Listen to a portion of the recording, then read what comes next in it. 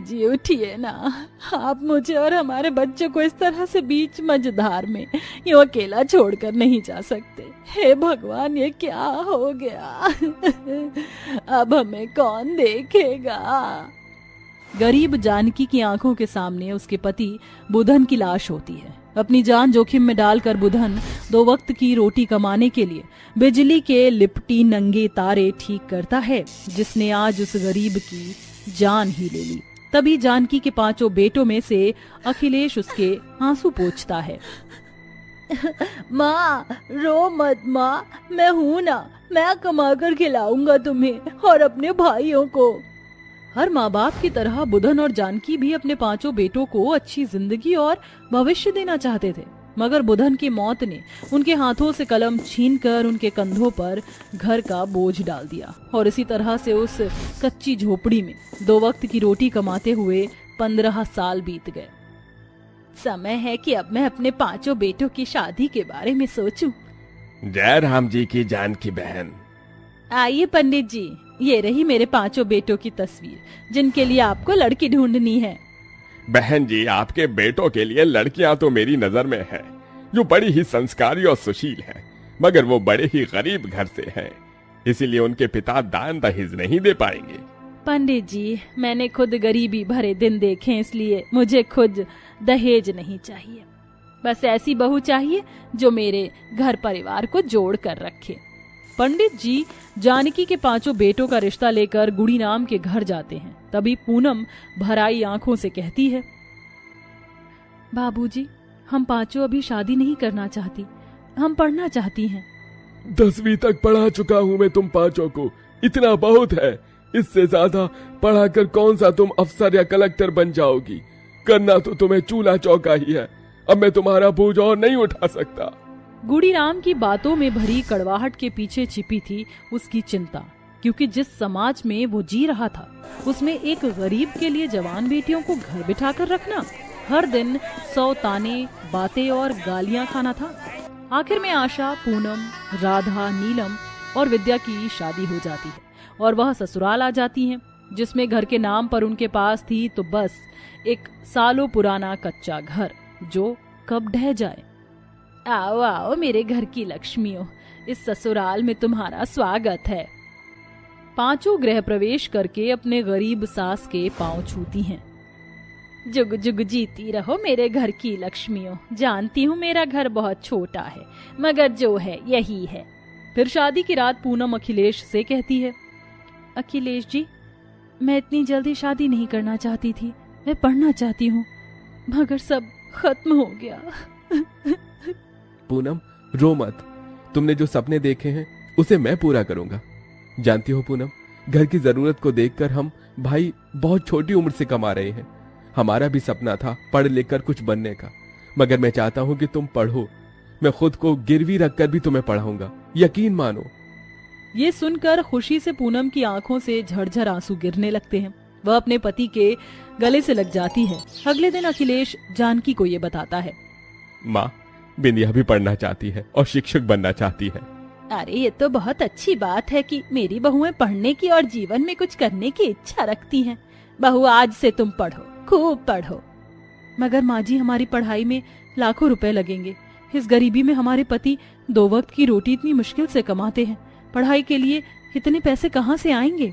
बहू, मैं और मेरे 5 बेटे मेहनत करेंगे, तुम जीवन में सफल हो सको, ताकि कल को जब लोग तुम्हें देखें तो कहें, वो देखो, गरीब जानकी की अफसर कलेक्टर बहू जा रही है। अगले दिन जानकी की 5 बहुएं 10वीं के बाद की पढ़ाई के लिए दाखिला लेती हैं और मन लगाकर पढ़ती हैं। मगर ऐसे में कई दिनों तक उनके पास इतने भी पैसे नहीं होते कि वह 2 वक्त का खाना खा सकें। कई रोज वह नमक पानी पीकर सोते हैं। पैसे के बलबूते पर जहां अमीर सफल पर सफल होते चले जाते हैं, वहीं एक गरीब को भूख की आग में तपना पड़ता है।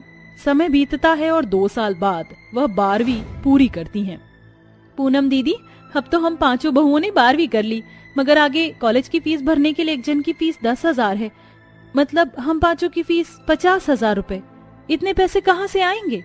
क्यों ना हम तीनों घर में कोई छोटा मोटा काम कर लें। अभी तो हमने सिर्फ अपनी सफलता की पहली सीढ़ी पार की है। अब हम 5 को अपने पति और अपनी गरीब सास के साथ कुछ करना होगा। पैसे जोड़ने के लिए विद्या घर में ट्यूशन देने लगती है। पूनम और राधा घर की जिम्मेदारियां देखती हैं और आशा नीलम नौकरी पर लग जाती हैं। पूनम बहू, राधा बहू, मैं कोटा जा रही हूँ, गेहूं चावल मिलने वाला है। रुकिए माँ जी, राशन हम दोनों ले आते हैं, पहले ही आप हम बहू की पढ़ाई लिखाई का बोझ उठा रही हैं। पूनम बहू, तुम पांचों को पढ़ना लिखना तुम्हारी इस गरीब सास के लिए बोझ नहीं बल्कि खुशी है। जानती है बहू, एक गरीब से ना लोग उसका सब कुछ छीन सकते हैं, बस एक विद्या ही ऐसी चीज है जो उनसे कोई नहीं छीन सकता। तुम्हारे ससुर जी के जाने के बाद मैंने बहुत दुख देखे हैं। अगर पढ़ी लिखी होती तो खुद कोई काम करके अपने पांचों बेटों को पढ़ाती लिखाती और उन्हें पालती पोसती, तो आज मुझ गरीब माँ के बेटे मजदूर ना होते, बल्कि वो भी कलम की कमाई खा रहे होते। ये कहते कहते जानकी की आंखों से झरझर आंसू गिरने लगते हैं, जिसके बाद उसकी दोनों बहू उसके साथ जाकर कोटे से गेहूं चावल लाकर अपने हाथों से चक्की में उसे पीसती हैं। वह दिन भर अपना काम करती हैं और रात में बड़ी ही मेहनत और लगन से लालटेन की रोशनी में जाग कर पढ़ाई करती हैं। इसी तरह से साल बीतते गए। जानकी अपनी बहू के लिए एक माँ बनकर जिम्मेदारियां निभाती। साल बीतते गए, फिर एक दिन उन्हें लेटर आता है। आशा बहू, देखना तेरे लिए चिट्ठी आई है। मेरे लिए माँ जी? जैसे ही आशा वह चिट्ठी खोलकर पढ़ती है, उसकी आंखों में आंसू भर आते हैं। क्या हुआ? क्या लिखा है इसमें? माँ जी, मैं अफसर बन गई माँ जी। आशा अपनी सास के पैर छूती है और पहली पोस्टिंग के लिए चली जाती है। जानकी की बाकी चारों बहू भी अपनी मेहनत में लगी होती हैं। पूनम तड़के भोर 4 बजे से ही दौड़ लगाती, विद्या नेट की परीक्षाएं देती और नीलम लॉ पढ़ती। वहीं राधा कलेक्टर की पढ़ाई करती और आखिरकार उनकी मेहनत से उन पांचों को अपनी मंजिल मिलती है और पांचों एक साथ लौटती हैं। पूनम पुलिस की खाकी वर्दी में, वहीं नीलम वकील के काले कोट में, विद्या शिक्षक के रूप में और राधा और आशा अफसर और कलेक्टर बनकर बहुत से तोहफे लेकर लौटती हैं। प्रणाम माँ जी, कैसी हैं आप? मेरे घर की लक्ष्मियां लौट आई। तुम पांचों की सफलता देखकर आज मैं बहुत खुश हूँ। माँ जी, आपने और हमारे पति ने हमारे लिए जो कुछ भी किया है, उसके लिए हमारे पास कोई शब्द नहीं जो हम कह सके, मगर ये तोहफा आप सभी के लिए। जैसे ही जानकी डब्बा खोलती है, उसमें बड़ी महंगी साड़ी होती है। माँ जी, कैसी लगी ये साड़ी? बहुत बहुत अच्छी है। तो फिर ये फटी हुई साड़ी उतारकर आप इसे पहन लीजिए। जानकी अपनी बहू का दिया वह साड़ी पहन लेती है। उसकी आंखों से बस आंसू बहते जा रहे थे। ऊपर वाले, तूने मुझसे जो छीना आज उसे बढ़ा कर दिया है। आज मुझ गरीब सास की पांचों बहुओं को सफलता मिल गई, मगर बहुत दुख दिखाए तूने मुझे। माँ जी, आपने तो अपना फर्ज पूरा किया, अब बारी हम बहुओं की है। ये कहकर वह पांचों अपनी सास की आंखों पर पट्टी बांधकर उसे गाड़ी में बिठाकर चल देती हैं, जहां गाड़ी एक बंगले में आती है। जैसे ही 5 बहुएं अपनी सास के साथ गाड़ी से नीचे उतरती हैं, वहां खड़े पुलिस वाले उन्हें सैल्यूट ठोकते हैं। बहू, ये तुम पांचों मुझे कहाँ ले आई हो? ये किसका घर है? आशा भराई आंखों से कहती है। ये हमारा घर है माँ जी। आपने हम पांचों गरीब बहू को सफल बनाने के लिए खुद को जिस मेहनत में झोंका, उसका नतीजा। बस माँ जी, बहुत दुख झेल लिया आपने, अब आराम कीजिए। अखिलेश जी, मोहन भैया, अब आप चारों भी मजदूरी का काम नहीं करेंगे।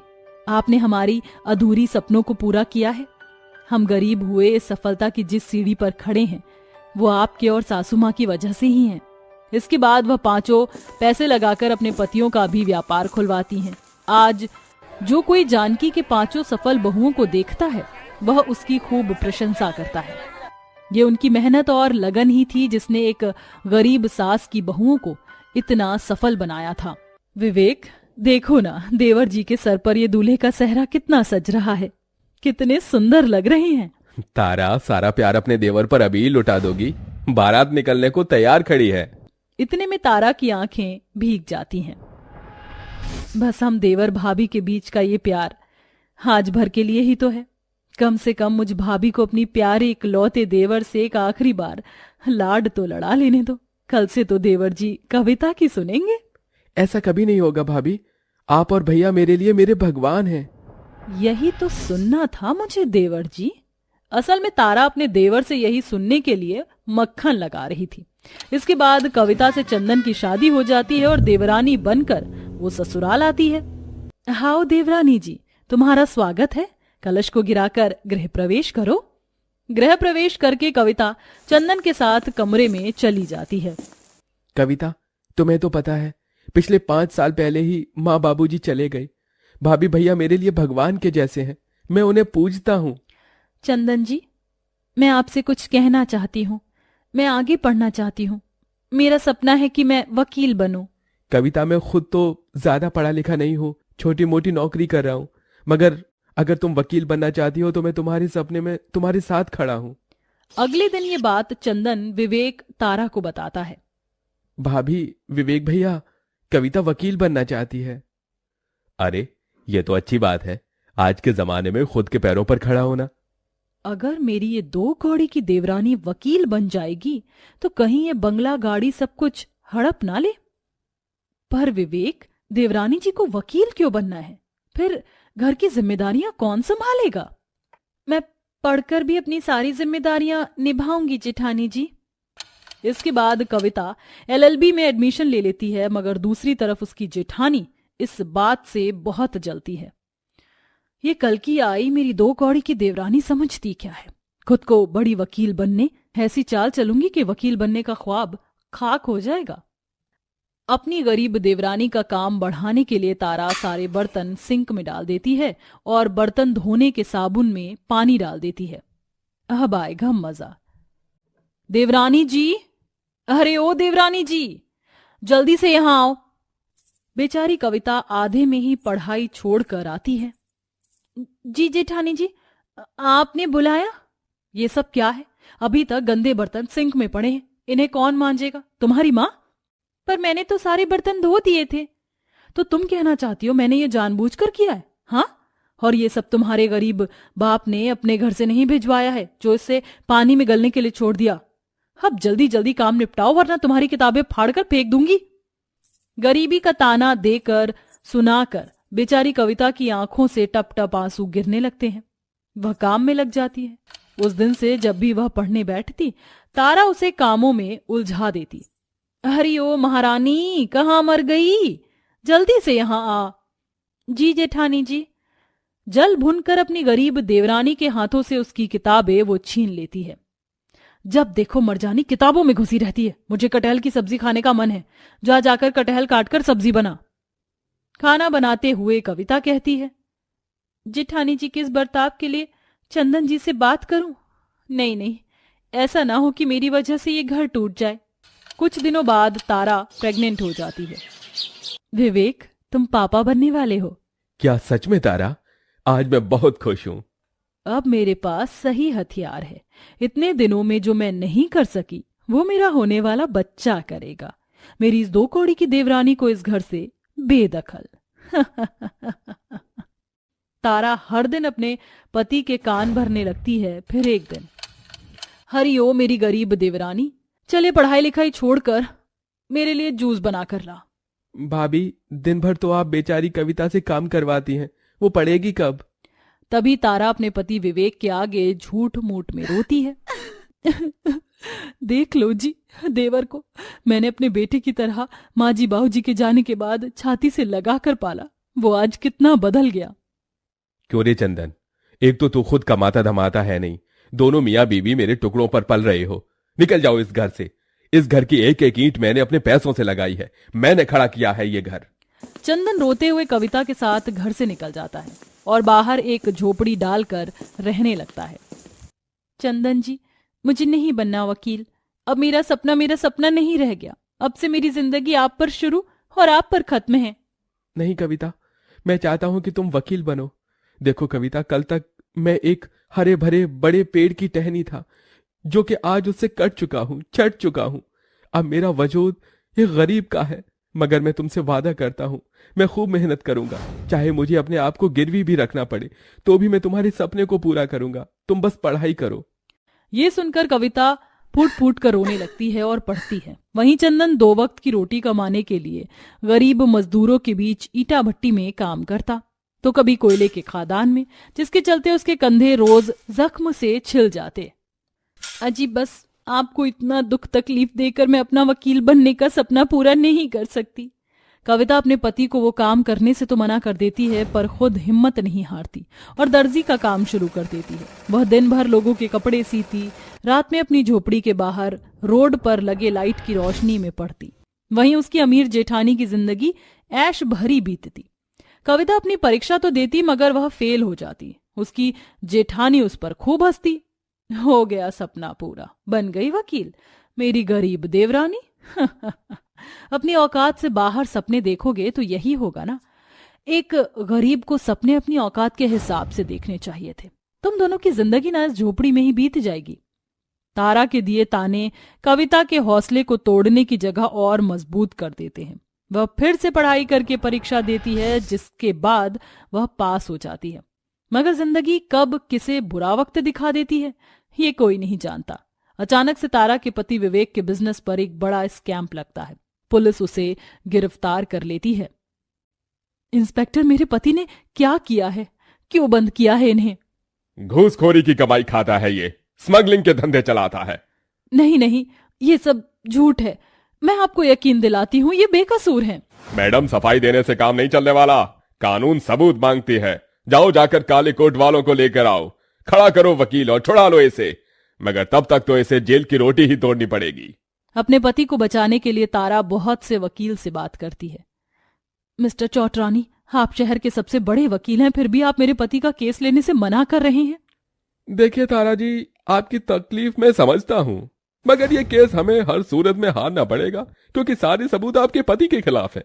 इसलिए हम ये केस जीत नहीं सकते। अब आपके पति को कोई नहीं बचा सकता और अगले 2 दिन में आपके घर की नीलामी भी हो जाएगी। तारा की हिम्मत चारों तरफ से टूट जाती है। आखिर में उसे अपनी गरीब देवरानी याद आती है। वह आंखों में आंसू लिए आती है। देवरानी जी, मेरे पति को बचा लो। मैं हाथ जोड़कर तुम्हारे आगे भीख मांगती हूँ।